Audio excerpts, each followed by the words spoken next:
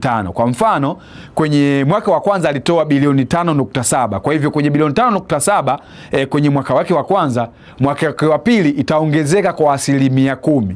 Lakini pia kwenye mwaka wa tatu itaongezeka pia kwa 10% kwa ule mwaka uliopita. Na mpaka mwaka wa tano utakuwa unaongezeka kwa 10%.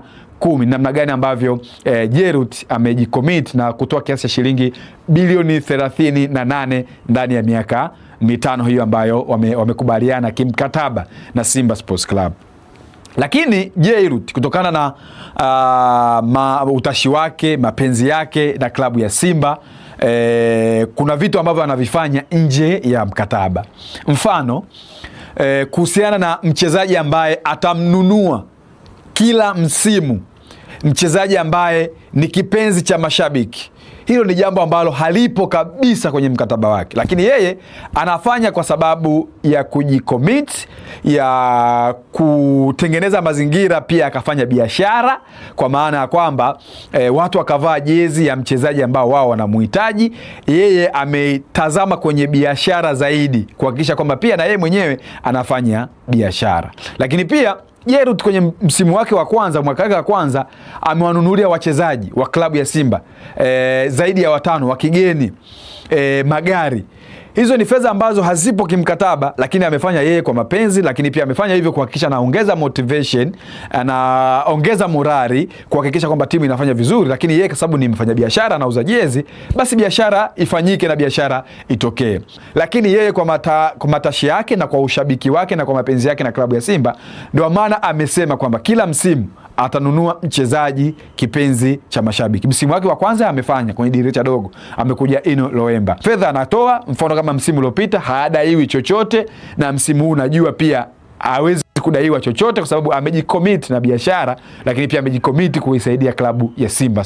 Haya bwana, huyu bwana ndugu yetu bwana Nasibu Mkomwa akiweza kutupa ule ufafanuzi kuhusiana na kile ambacho anakifanya Jerut. Lakini wakati huo pia wapo baadhi ya mashabiki wengine wa Simba Sports Club, wao moja kwa moja wameamua kuwashukia viongozi jumla ya kwamba ikitokea wamekosa ubingwa msimu huu hawatawaelewa viongozi. Yaani timu ina shida hii. Makelele, sijui migogoro, si nini, sisi hatuitaki. Sisi nataka timu yetu icheze tukachukua ubingwa wa ligi kuu. Wao ndio wametusajilia wale wachezaji, wao ndio wametuletea wale wachezaji, na wao ndio wametuaminisha kwamba wachezaji wanafaa kwenda kuchukua ubingwa wa ligi kuu Tanzania bara. Kazi yetu sisi kama mashabiki ni kuisupport klabu yetu. Kazi yetu sisi kama mashabiki kuishangilia timu yetu. Kazi yetu sisi kama mashabiki kuipa support timu yetu. Dumbia ni mali. Dumbia, nisikilize. Weka sawa. Nisikilize. Nisikilize vizuri ngwale. Viongozi wametuletea wachezaji. Na wao wamekiri kwamba wachezaji ni bora. Na hao wachezaji tunaenda kuchukua nao ubingwa wa ligi kuu. Kazi yetu sisi mashabiki ni kuiunga mkono timu yetu. Umeelewa vizuri?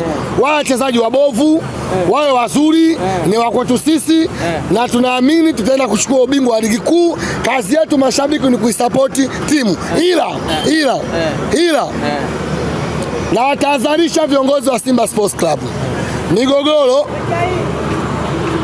kutokuelewana, mikwaruzano yao sisi mashabiki hatuitaki kuiona katika macho yetu mbele. Umeelewa vizuri?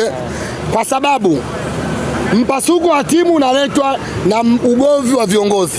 Narudia, mpasuko wa timu unaletwa na ugomvi wa nani? Wa viongozi.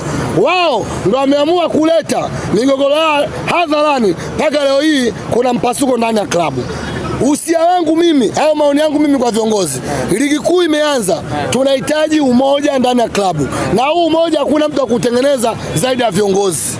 Wao kwa wao waelewane, kama wana matatizo yao binafsi wamalizane ndani ya klabu. Sisi hatuhitaji kuona kwenye macho yetu matatizo yao. Wana Simba tunahitaji ubingwa wa ligi kuu. Hatumwezi kumuelewa kiongozi wote msimu tukikosa ubingwa. Nisikilize. Narudia, huu msimu hatutomuelewa kiongozi yoyote tukikosa ubingwa wa ligi kuu Tanzania bara. Hatutomuelewa kiongozi. Tunaamini kila kikosi tunaenda kuchukua ubingwa wa ligi kuu. Tunaamini Simba inaenda kuchukua ubingwa wa ligi kuu. Mshikamano, umoja ndio siri pekee ya kuleta ubingwa ndani ya klabu. Haya bwana. Haya. Nipitie ujumbe kule YouTube. Ule tu Musa Saidi anasema kaka Jeruti anasema kaekeze genge, anasema kaekeze genge la